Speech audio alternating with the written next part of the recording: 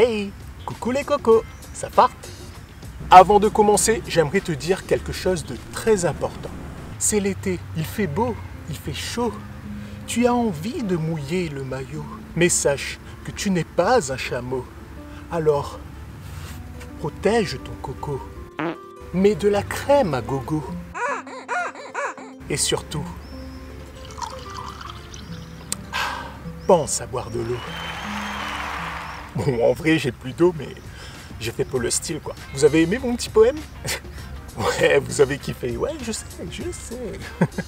Après Fréjus et Saint-Raphaël, on va continuer notre balade dans une ville du sud de la France. Située entre mer et montagne, capitale économique et culturelle de la Côte d'Azur, on va découvrir ensemble aujourd'hui 8 incontournables de la ville de Nice.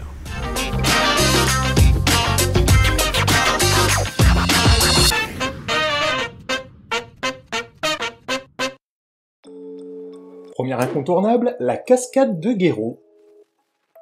Alors vous entendez, là je suis dans les hauteurs de Nice, aux cascades de Guéraud. Donc si vous êtes en voiture, c'est un endroit à voir aussi. En plus, vous aurez une magnifique vue sur la ville. La cascade de Guéraud est une large chute d'eau artificielle construite au 19e siècle. La cascade s'écoule dans différents bassins de chute, surmontés d'un magnifique chalet alpin en bois taillé. L'ensemble est inscrit en tant que monument historique depuis 2001.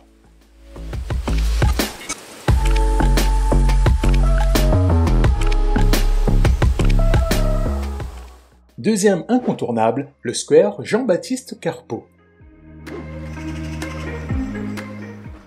Anciennement appelé parc Chambrun, il est situé à l'entrée de la ville. C'est dans ce parc que vous trouverez le point de rendez-vous préféré des amateurs de yoga, le Temple de l'Amour. Un magnifique édifice inauguré en 1890. Le monument possède 12 colonnes de marbre blanc inspirées de l'architecture antique gréco-romaine. Levez la tête pour admirer son magnifique plafond.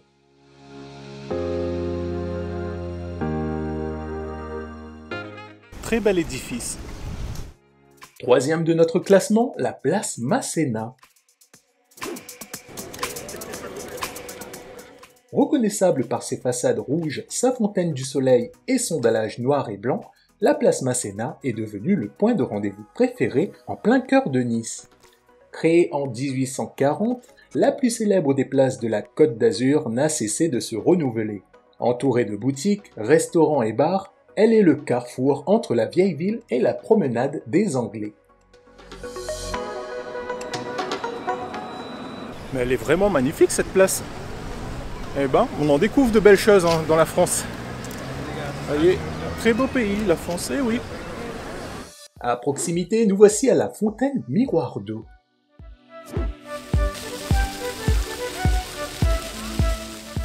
Située en plein cœur de la coulée verte, constituée depuis quelques années par la promenade du Paillon, le Miroir d'eau en est l'une des attractions principales.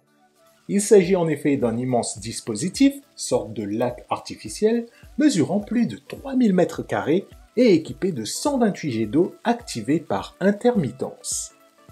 C'est l'endroit parfait pour se rafraîchir cet été. Des plus petits aux plus grands, c'est sûr, vous y passerez un agréable moment. Alors ça par contre, c'est magnifique. En plein été en plus, on vous sert de l'eau potable fraîche ou pétillante. En plus avec cette chaleur, c'est plutôt pratique.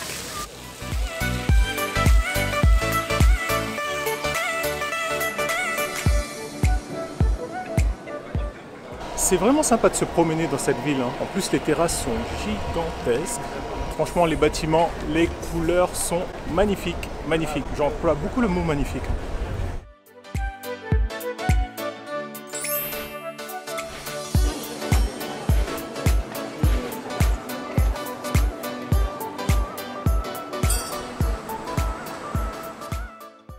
Cinquième incontournable, la promenade des Anglais. Alors quand on pense Nice, on pense surtout promenade des Anglais. D'ailleurs, pourquoi on l'appelle promenade des Anglais? L'histoire de la promenade des Anglais, appelée localement la Prom, est liée au début du tourisme international. Au début du 19e siècle, c'est un modeste sentier terreux et pierreux, large de 2 mètres, nommé Chemin des Anglais. reliant la rive droite du Paillon au faubourg de la Croix de Marbre. Elle s'élargira et grandira au fil des années pour devenir l'une des plus célèbres avenues du monde. La promenade des Anglais est inscrite au patrimoine mondial de l'humanité depuis 2021. Je ne le savais pas, mais il y a même une petite statue de la liberté à Nice.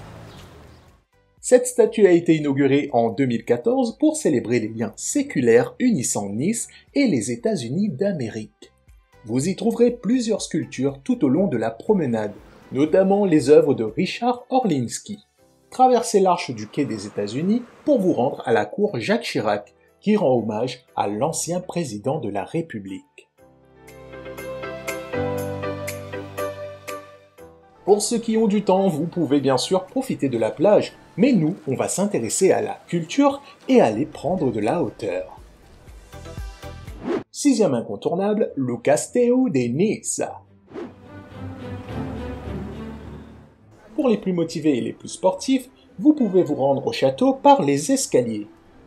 Alors si jamais vous ne pouvez pas ou que vous ne voulez pas monter à pied, il y a un ascenseur et c'est entièrement gratuit. L'ascenseur se trouve sous l'escalier et est accessible de 10h à 17h25. Le château était un ouvrage fortifié à vocation militaire, présent du XIe au XIIIe siècle sur une colline rocheuse. L'endroit est connu comme parc et jardin, aire de jeu pour les enfants, site archéologique, c'est un lieu parfait de détente, mais aussi un véritable incontournable pour les touristes. Il fait tellement chaud et franchement ça rafraîchit tellement d'être près de ces cascades. Ah. Construite sur un ancien donjon du château, les eaux de la Vésubie y livrent un spectacle revigorant, fort agréable en été. J'arrive enfin au Saint Graal et à l'une des plus belles vues, apparemment, du monde. Enfin, c'est ce qui est écrit. Regardez ça. Ces nombreux panoramas époustouflants lui ont valu le surnom de berceau du soleil, tant le lieu offre des paysages magnifiques et variés. Le site est très apprécié des photographes pour la vue plongeante sur la baie des Anges et la promenade des Anglais. Septième incontournable, l'église Saint-Jacques-le-Majeur. Il y a de très belles églises à Nice. Parmi elles, on peut citer l'église Saint-Jean d'Arc, réputée pour son architecture originale, la basilique Notre-Dame de l'Assomption, inspirée des cathédrales de Paris et d'Angers, ou encore la cathédrale Saint-Nicolas, une église russe orthodoxe. Nous visitons aujourd'hui l'église Saint-Jacques-le-Majeur, dite aussi l'église Jésus, située en plein cœur de la ville. Elle a été construite au XVIIe siècle par les jésuites comme chapelle de leur collège. Elle est classée monument historique depuis 1971.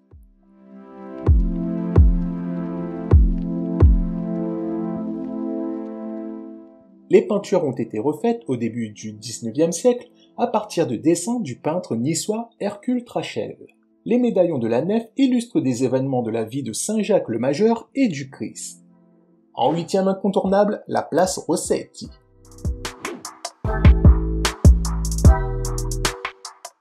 Nice est une ville pleine de surprises, où il fait bon se balader.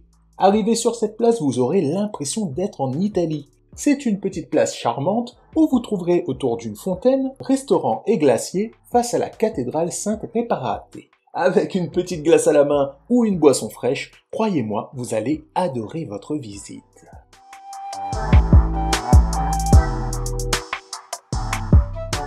Et voilà mes cocos, la petite promenade à Nice se termine. Dites-moi, les Niçois qui passaient sur ma vidéo, qu'est-ce que vous en pensez? Bien évidemment, je n'ai pas visité tous les petits recoins et je ne connais pas tous les petits secrets de votre belle ville, mais en tout cas, j'ai adoré. N'oublie pas, si tu veux continuer à suivre mes aventures, à t'abonner à ma chaîne, c'est super important, à activer la petite cloche des notifications et à notamment me faire un petit coucou dans les commentaires. Je vous donne rendez-vous très bientôt, j'ai encore plein de petites visites à faire. Je vous fais de gros bisous mes loulous et je vous fais de gros poutous nissous.